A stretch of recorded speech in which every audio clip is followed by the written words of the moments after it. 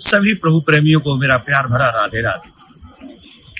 7 सितंबर को एक ऐसी भूगोलिक घटना घटने वाली है जिसका प्रभाव शुभ कार्य करने पर बहुत शुभ फल मिलेगा और अशुभ कार्य करने पर अशुभ फल भी मिलेगा। यही हमारी व्यवस्था ऋषि मुनियों ने की है। हमारे शास्त्रों ने हमको बताया है कुछ सावधानियां बरतेंगे तो उसका लाभ मिलेगा और असावधानी रही तो उसकी हानि होगी। आपको बताना चाहता हूं 7 सितंबर को चंद्र ग्रहण होने वाला है और इस चंद्र ग्रहण में कुछ गर्भवती माता बहनों को सावधानी रखनी है, प्रत्येक गृहस्थी को सावधानी रखनी है।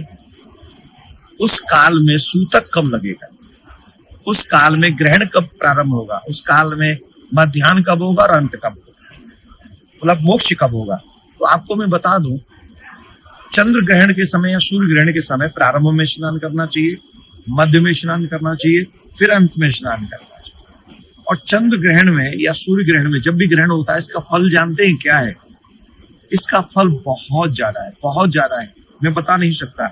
हम लोग जो घर में भजन करते हैं एक माला, उसका 10 गुना ज्यादा तीर्थ मंदिर में भजन करने का है, उसका 10 गुना ज्यादा गौशाला में है, और उससे भी 10 गुना ज्यादा किसी तीर्थ में है, उससे भी और गुना ज्यादा है, और हजारों गुना ज्यादा किसी ग्रहण के समय में, चंद्र ग्रहण के समय, सूर्य ग्रहण के समय जब हम कोई भी भजन करते हैं, तप करते हैं, दान करते हैं, कोई भी सत्कर्म करते हैं, कथा श्रवण इत्यादि करते हैं, तो इसका हजारों गुना फल हमको चंद्र ग्रहण के समय मिलता है।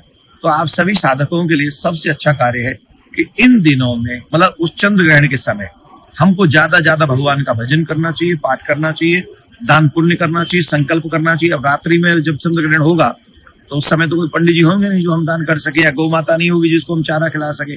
तो उस वस्तु को हम लोग संकल्प रात्रि में चंद्र ग्रहण के समय कर लें और उस वस्तु को एक अलग पात्र में रख दें और सुबह जाकर उनको हम लोग दान पुण्य इत्यादि कर सकते हैं।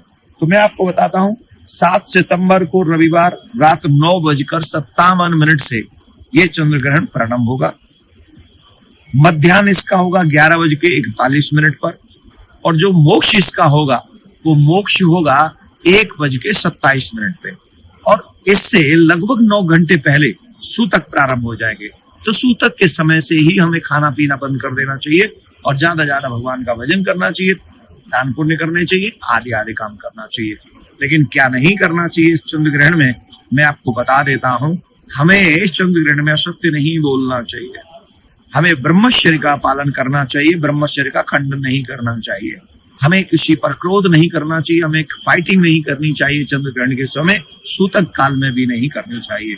और माता बहनों को, जो गर्भवती माता बहनें हैं, उनको चंद्र ग्रहण का दर्शन नहीं करना चाहिए, उन्हें घर में ही भीतर रहना चाहिए। चाकू छुरी का प्रयोग भी हमको ज्यादा नहीं करना चाहिए, और जो अशुभ कार्य है उससे बच के रहें और शुभ कार्य। और एक बात,